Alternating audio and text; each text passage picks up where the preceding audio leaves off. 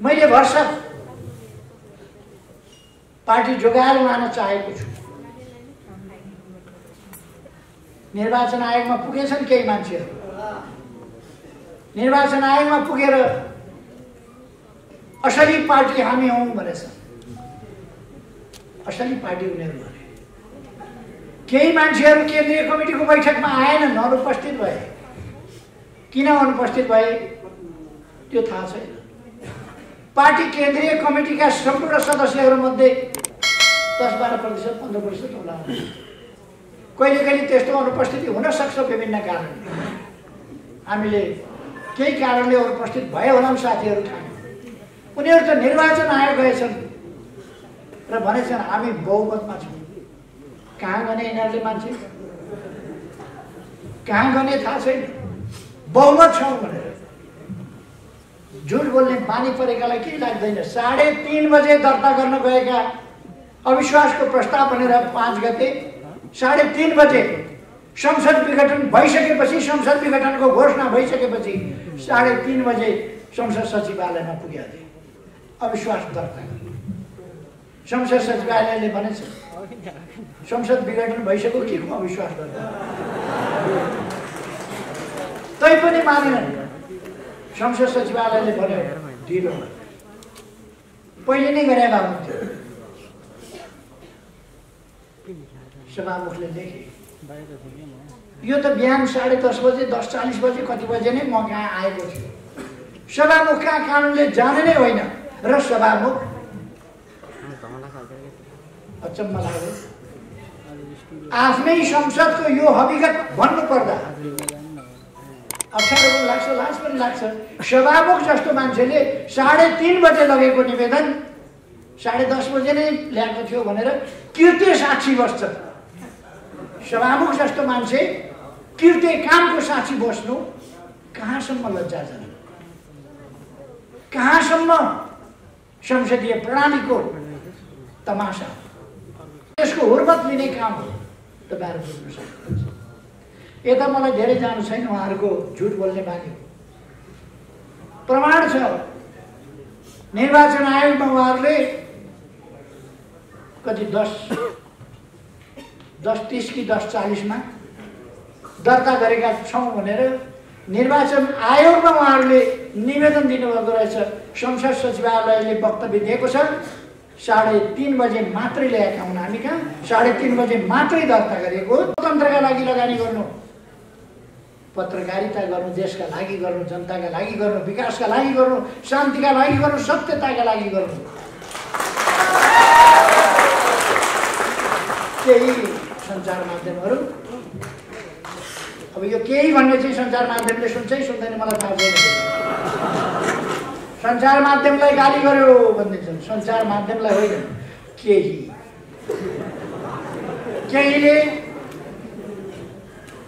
केहीले त किन कसम खाएको यो देश बन्छ भनेर किन आत्तिएका हुन् मलाई छक्क लाग्छ। हामी देश बनाएर छोड्छौँ, किन टाउको दुख्यो, किन आत्तिनु पर्यो? देश बनाएर छोड्छौँ। यो देश भत्किन बिग्रिन दिँदैनौँ, यो देश टुक्रिन दिँदैनौँ। यो देशको वास्तविक भूमि सामेल गरेर हामीले नक्सा छापेका छौँ। हामीले संविधान संशोधन गरेका छौँ। नक्सा छापिए अनुसारको भूमि हामी फिर्ता ल्याउँछौँ हाम्रो भोग चलनमा। किन पिर गर्नुभयो? यस कुरामा किन पिर गर्नुभयो? यसको जस धरारा केपी ओलीले बनाएको होइन भने जस्तै जस नदिनुहोस् न केपी ओलीलाई। जमिन फिर्ता आउँदा त देशको फाइदा हुन्छ नि। जस चाहिएन केपी ओलीलाई। धरारा मैले बनाएको होइन, रानी पोखरी मैले बनाएको होइन, चाहिएन। मेरो पालामा मेरो नेतृत्वमा बन्या हो, मैले बनाएको होइन, मलाई चाहिएन जस। तर बन्यो त भन्नुहोस् कमसेकम। 22औं तलाबाट फोटो खिचेको मैले होइन, 22औं तला त धरारा बनेछ त, जहाँ पत्रकार चढेर फोटो खिच्छ। कसैलाई पिर परेछ, कसैले भनिदिएछ केपी ओलीको पालोमा केपी ओली प्रधानमन्त्री हुँदा भत्किएको धरारा फेरि उठ्यो। केपी ओलीले बनाएको होइन कि भीमसेन थापाले बनाएको हो कि यिनीहरूले बनाएको? आज मनाएको कुरा गर्ने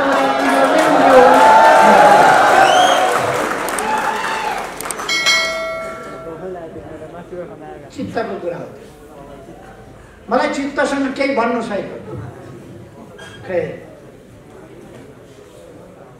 अब हामी सही विचारहरू लिएर, देशभक्तिपूर्ण विचारहरू लिएर, लोकतान्त्रिक विचारहरू लिएर, शान्तिपूर्ण विचारहरू लिएर, सुशासनका विचारहरू लिएर, भ्रष्टाचार विरोधी विचारहरू लिएर, विकासका विचारहरू लिएर, जनताका समस्याहरू समाधान गर्ने विचारहरू लिएर, जनताका सामाजिक समस्याहरू समेतलाई ध्यानमा राखेर तिनको समाधान गर्ने विचारका साथ अगाडि बढ्छौँ। ती कार्यक्रमहरू लिएर अगाडि बढ्छौँ। र सामाजिक न्याय र समानता, पछाडि परेका ठाउँहरूलाई, क्षेत्रहरूलाई, व्यक्तिहरूलाई, समुदायहरूलाई अगाडि बढाउँदै हामी अगाडि जान्छौँ। त्यसकारण यो अभियानमा अब हामी सामेल हुने हो। हामी अत्यन्तै गतिशील ढङ्गले अगाडि बढ्ने, भ्रममा पर्ने होइन, भ्रमबाट मुक्त हुने। हाम्रो सूर्य चिन्न पाइँदैन कि कतिपय साथीहरूमा चिन्ता छ। हामीले नपाएर कसले पाउँछ त हाम्रो सूर्य चिन्ह?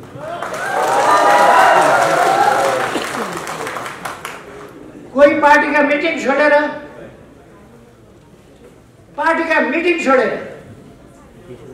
अनि यही कार्की ब्यारिकेडमा आएर हामी बहुमतमा छौँ भनेर पार्टीका मिटिङमा उहाँहरूलाई आउन फेरि पनि म आग्रह गर्न चाहन्छु। आउनुहोस् पार्टीका मिटिङमा। तपाईँहरूले गरेका अपराधहरू क्षमा गरिदिनु।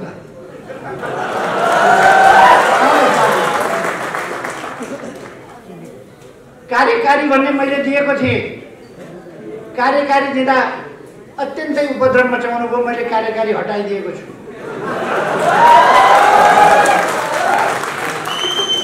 अध्यक्षको पद अहिले पनि कायमै राखेको छ, आउनुहोस्। वरिष्ठ नेताहरूको पद कायमै राखेको छ, आउनुहोस्।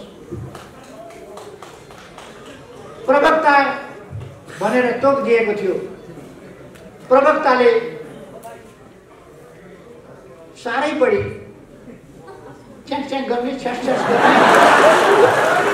दुर्गन्ध फैलाउने काम गरिराख्नु हो। त्यसकारण प्रवक्ताबाट हटाइएको छ, तर सचिवालय सदस्य कायमै राखेको छ। आउनुहोस्, फर्केर सचिएर काम गर्नु। हामीले तपाईँहरूलाई कारबाही गरेका छैनौँ, पार्टीबाट निकालेका छैनौँ। आफ्नै साथीभाइले गरेको उपद्रव अलिकति सहनुपर्छ, अलिकति क्षमाशील पनि हुनुपर्छ भनेर हामी सही राखेका छौँ। उहाँहरू मुद्दा हाल्न जानुहुन्छ अदालतमा, दाबी गर्न जानुहुन्छ निर्वाचन आयोगमा, अनि गाली गलौज गर्दै जुलुस लिएर हिँड्नुहुन्छ। अनि उहाँहरू आउँदिनुहुन्छ। अलिकति एउटा नकल पनि गर्नुभएछ, पीडा पनि पाउनु भएछ। पहिलोपल्ट प्रधानमन्त्रीबाट मेरा विरुद्ध, प्रधानमन्त्रीका विरुद्ध अविश्वासको प्रस्ताव राख्दा निराधार ढङ्गले झुटा आरोपका साथ ममाथि अविश्वासको प्रस्ताव राख्दा मैले राम्रा कामहरू गरेको थिएँ। चीनतिरबाट यातायात र पारवनको सम्झौता गरेको थिएँ, नाकाहरू खोलेको थिएँ, व्यापार सम्झौता गरेको थिएँ, अरू थुप्रै कुराहरू भएका थिए। भारततिरको सम्बन्धलाई माथि उठाएको थिएँ, नाकाबन्दीको डटेर सामना गरेको थिएँ। यी सबै कुराहरूले आत्तिए केपी ओली लोकप्रिय हुने भयो भन्ने डर उहाँहरूलाई परेर उहाँहरूले झुटा आरोपका साथ ममाथि अविश्वासको प्रस्ताव राख्नुभयो। त्यसको जवाब दिँदै मैले भनेको थिएँ, मैले अलिकति उहाँहरूको तौर तरिका देखेर अलिक आक्रोशित भएर मैले भनेको थिएँ, मैले एक्सटेम्पर बोलिराखेको थिएँ, त्यसकारण मलाई बोल्दै जाँदाखेरि मैले अलिकति अङ्ग्रेजीमा भने, this is not the end of time, this is the continuous process and we are here, don't forget it. मैले त्यति बेला भनेको थिएँ, समय अन्त्य भएको छैन, समय चालु छ, प्रक्रिया चालु छ, हामी यही छौँ भन्ने कुरा नबिर्स। मैले त्यसको नकल गरेर अस्ति आफ्नो पीडा पनि पोखेर हामी यहाँ छौँ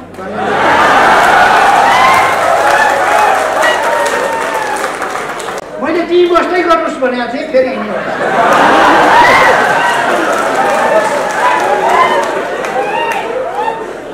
मलाई पनि केन्द्रीय कमिटीमा साथीहरू आएनन्, किन आएनन्, कता गए भन्ने कुरा थियो, हामी यहाँ छौँ। रहेछ नै छ, हराए कि भन्ने पेट थियो, त्यहाँ रहेछ नै छ, बस्दै गर्नुहोस्। तर उठेर फेरि हिँड्नु भयो चाहिँ कता जानुभयो त्यसको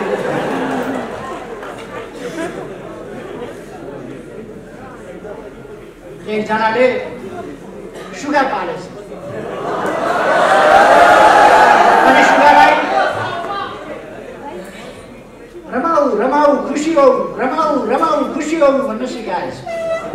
सकारात्मक सोच हुनुपर्छ भन्ने छ नि आजकल, हो त्यही लाइनमा उसले कति गोपी कृष्ण कहो सिकाउने भनेर रमाऊ रमाऊ खुसी हौ, रमाऊ रमाऊ खुसी हौ भन्ने। एकजना कोही मर्यो, सुगालाई के मतलब उसले रमाऊ रमाऊ खुसी हौ, सुगाले त्यही बोल्यो।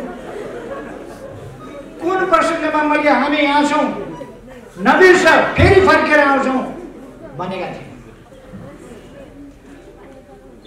हामी फेरि फर्केर आउँछौँ। त्यसको नकल गरेको मण्डलामा हामी यहाँ छौँ। दुनियाँलाई थाहा भयो आजकल उहाँहरू मण्डलामा, सबैलाई थाहा हो मण्डलामा हो। मण्डलामा किन बस्नुहुन्छ? यत्रो महान पार्टी छ, अन्य राष्ट्रका थोरै नेताहरू भेला हुँदा यत्रो सभा छ, मण्डलामा किन जानु पर्यो? मरेकालाई त्यहाँले छोडे जस्तो तपाईँहरूलाई कार्यकर्ताले छोड्ने छन्। हामी यहाँ छौँ होइन, म यहाँ छु भनेर लेख्नु पर्ने छ तपाईँहरू। हामी भन्ने शब्द हराएर म यहाँ छु। किन त्यो नौबत, किन त्यो अवस्थामा पुग्नुहुन्छ? आउनुहोस्, पार्टीमा आउनुहोस्, हामी फेरि यहीँ छौँ भनेर लेख्नुहोस्, हामी फेरि यहीँ आइपुग्छौँ। तपाईँहरूलाई फेरि पनि हामी गल्ती कमजोरी र बदमासीका बावजुद सही खतमा आउनुहोस्। देश बनाउने यस महाअभियानमा तपाईँहरूका स्वार्थी प्रवृत्तिहरू त्यागेर आउनुहोस्। अब तपाईँहरूका आत्मकेन्द्रित स्वार्थी पदलोलु महत्त्वाकांक्षी प्रवृत्तिहरू छोडेर आउनुहोस्। तपाईँहरूका छटपटी केमा छन् देशलाई थाहा छ, दुनियाँलाई थाहा छ, तपाईँहरू किन छटपटाउनु?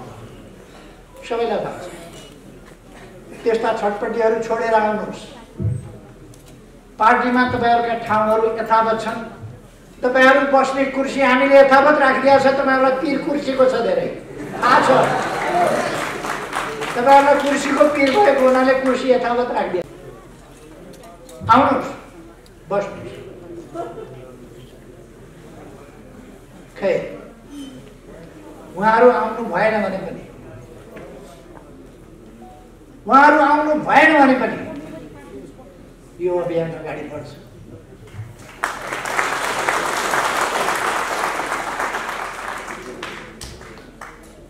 मैले अस्ति पनि यही ठाउँमा सायद भनेको थिएँ, जीवन शर्माले एउटा गीत गाउनु भएको छ। गीतको एक लाइन यस्तो छ, पिरो निचोरिँदैमा ओजन घटेको हुन्छ। दुई चारवटा पिरो निचोरिएर बाहिर निस्क्यो खिल भने पनि शरीरको ओजन घटेको हुन्न, त्यसले नोक्सान पारे हुन्न, अझ मजबुत भएर पीडा रहित भएर अगाडि बढ्छ।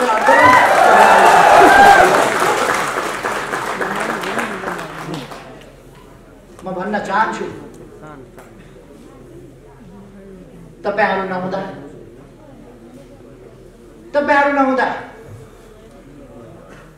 तपाईहरु शहीद भएको भए शहीद भएर गएको भए श्रद्धाञ्जली दिनुहुन्थ्यो।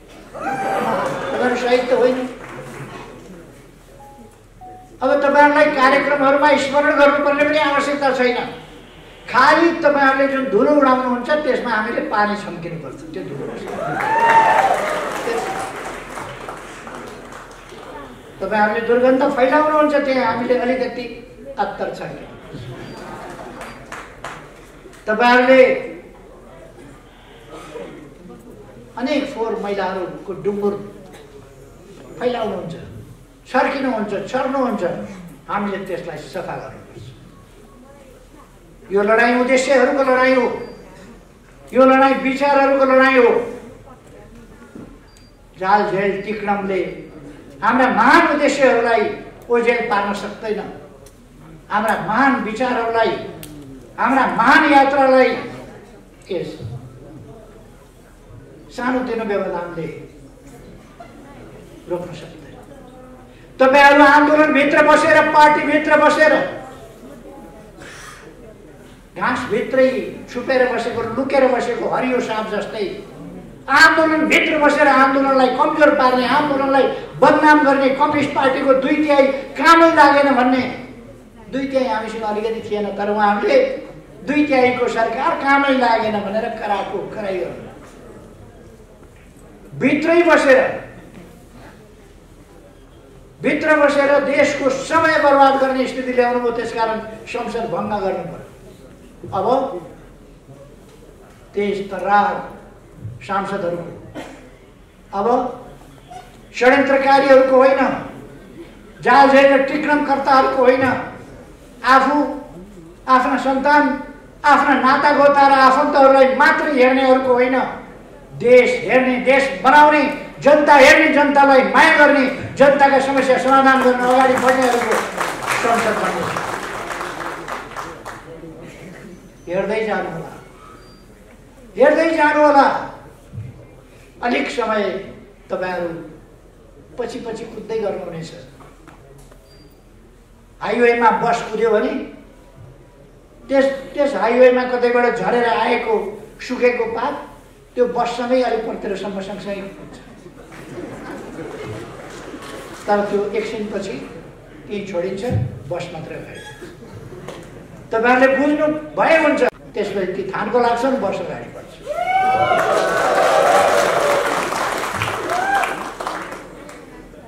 तपाईहरु अब सदस्यता विस्तारमा आफ्नो योजना अनुसार तपाईहरुको केन्द्रीय कमिटीको बैठक सम्पन्न भएको मैले थाहा पाएको छु। तपाईहरुले आगामी दिनका आशावादी र सकारात्मक योजनाहरू, ठोस योजनाहरू निर्माण गरेको मैले थाहा पाएको छु। योजनाबद्ध ढङ्गले अगाडि बढ्नुस्। आफ्ना कामहरूलाई गतिशील ढङ्गले अगाडि बढाउनुस्। संगठन विस्तार गर्नुस्, सदस्यता विस्तार गर्नुस् र त्यो संगठन देश र जनताको लागि, विद्यार्थी समुदायको लागि, युवा समुदायमा जागरण ल्याउनका लागि, युवा समुदायलाई अलमलमा पर्न नदिनका लागि, युवा समुदायलाई सचेत र संगठित गर्नका लागि त्यो संगठन, त्यस ढङ्गले तपाईहरुले त्यसलाई परिचालन गर्नुस्। नत्र कुनै पनि संगठन साध्य होइन। संगठन भनेको साधन हो। त्यो साधनले साध्यमा पुग्नका लागि, साध्य प्राप्त गर्नका लागि संगठन उद्देश्य हुँदैन, संगठन लक्ष्य पनि हुँदैन। संगठन उद्देश्य र लक्ष्यहरूमा पुग्नका लागि संगठन कार्यक्रम होइन, कार्यक्रम कार्यान्वयन गर्नका लागि संगठन अगाडि बढ्नका लागि, त्यसका लागि संगठन चाहिएको। त्यसै रूपमा तपाईहरु यस विशाल संगठन अझ विशाल, अझ गतिशील बनाउनुस् र अगाडि। आज जनताले तपाई युवा विद्यार्थीहरूबाट त्यही अपेक्षा गर्नुहुन्छ। म युवा विद्यार्थी साथीहरूलाई भन्न चाहन्छु, तपाईहरुमाथि देशले भरोसा गरेको छ, तपाईहरुमाथि देशले आशा गरेको छ, तपाईहरुमाथि जनताले विश्वास गरेको छ। तपाईहरु आजका सहयात्री, भोलिका जनबढी कर्णधार। तपाईहरुले आजको सहयात्रीको भूमिका, संवाहकको भूमिका र भोलि देशलाई सिंगै धान्ने भूमिका त्यो आफ्ना काम र व्यवहारबाट देखाउनुपर्छ। हामी दुईटा ठूला छिमेकीहरूका बीचमा छौँ। हाम्रो विदेश नीति अत्यन्त संयमित र सन्तुलित हुन्छ, तर हामी हाम्रा राष्ट्रिय हितहरूलाई छोड्दैनौँ।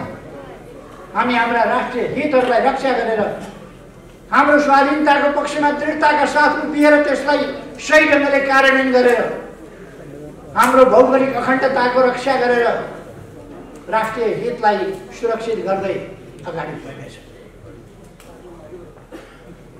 हामी समृद्ध नेपाल, सुखी नेपालीको राष्ट्रिय आकांक्षा त्यसलाई पूरा गर्नका लागि अगाडि बढ्नेछौँ। हाम्रो राष्ट्रिय आकांक्षा हामी पूरा गर्न सक्छौँ। तपाईहरुलाई एउटा कुरा बताऊ,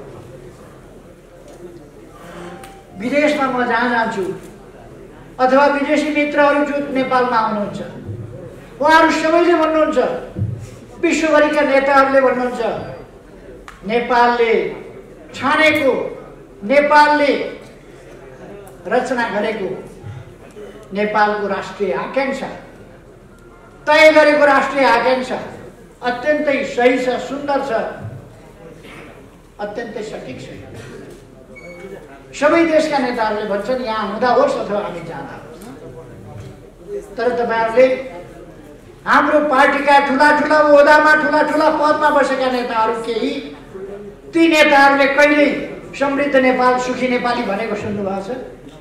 कहिल्यै भन्नुहुन्न उहाँहरू, किनभने उहाँहरूको मन जल्छ।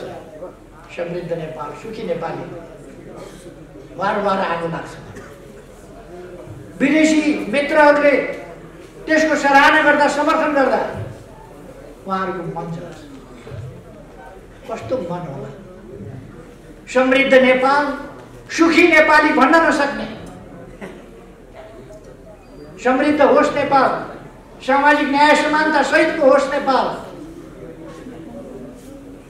समृद्धि सबैको हिस्सामा परोस्, पछाडि कोही नपरोस्, दुखी दरिद्र भन्ने कोही नहोस् र असुरक्षित कोही नहोस्, भययुक्त जीवन कसैले बाँच्न नपरोस्, निर्भय भएर सबै बाँच्न पाउन्, सबै सम्मानित जीवन बाँच्न पाउन्।